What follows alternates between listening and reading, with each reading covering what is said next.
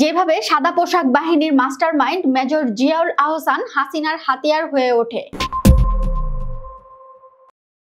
বরখাস্তকৃত major general Ziaul Ahsan এক সময় যার নাম শুনলে বাংলাদেশের মানুষের মনে আতঙ্ক সৃষ্টি হতো, তিনি এখন কারাগারে বন্দী, যার বিরুদ্ধে গুম, খুন, বিচার বহির্ভূত হত্যাকাণ্ড এবং রাজনৈতিক প্রতিপক্ষের উপর নজরদারি সহ অসংখ্য অভিযোগ রয়েছে।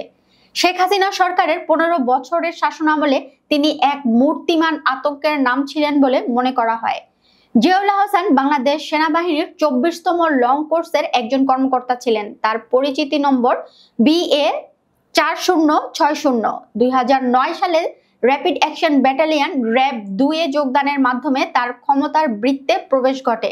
ধাপে ধাপে পদোন্নতি পেয়ে তিনি RAB সদর দপ্তরের গোয়েন্দা প্রধান, অতিরিক্ত মহাসচিব এবং পরবর্তীতে জাতীয় নিরাপত্তা গোয়েন্দা NSI ও ন্যাশনাল টেলিকমিউনিকেশন মনিটরিং সেন্টারের NTMC পরিচালকের মতো গুরুত্বপূর্ণ পদে বসেন। 2021 সালে তিনি মেজর জেনারেল পদে পদোন্নতি পেয়ে NTMCর মহাপরিচালক হন।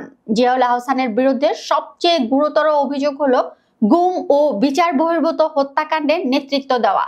2009 থেকে 2024 সাল পর্যন্ত বাংলাদেশে সংঘটিত অধিকাংশ গুম ও বিচার বহির্ভূত হত্যাকাণ্ডের অন্যতম প্রধান ব্যক্তি হিসেবে তাকে চিহ্নিত করা হয়।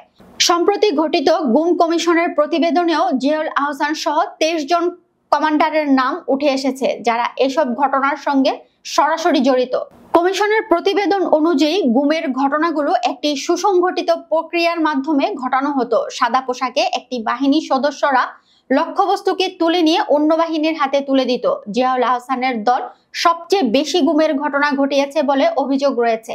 গুমের শিকার হওয়া ব্যক্তিদের মধ্যে 1030 জনকে তার দল হত্যা করেছে বলে জানা যায়। এই হত্যাকাণ্ডগুলোর ধরন ছিল নৃশংস।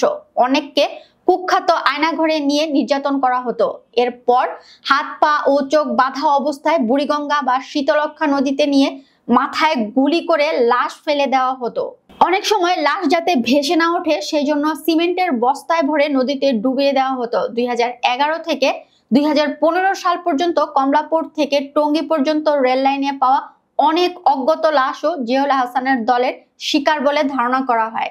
জিয়াউল আহসানের বিরুদ্ধে শুধু গুম খুমই নয়, রাজনৈতিক প্রতিপক্ষের উপর দমন পীড়নেরও ব্যাপক অভিযোগ রয়েছে। তিনি রাজনৈতিক নেতাদের ফোনে আড়িপাতা এবং তাদের কথোপকথন রেকর্ড করার মতো কর্মকাণ্ডে জড়িত ছিলেন। 2013 সালে হেফাজতে ইসলামের সমাবেশে চালানো অভিযানেও তার সম্পৃক্ততা ছিল। নারায়ণগঞ্জের চাঞ্চল্যকর 7 খুনের ঘটনাতেও তার নির্দেশ ছিল বলে অভিযোগ রয়েছে।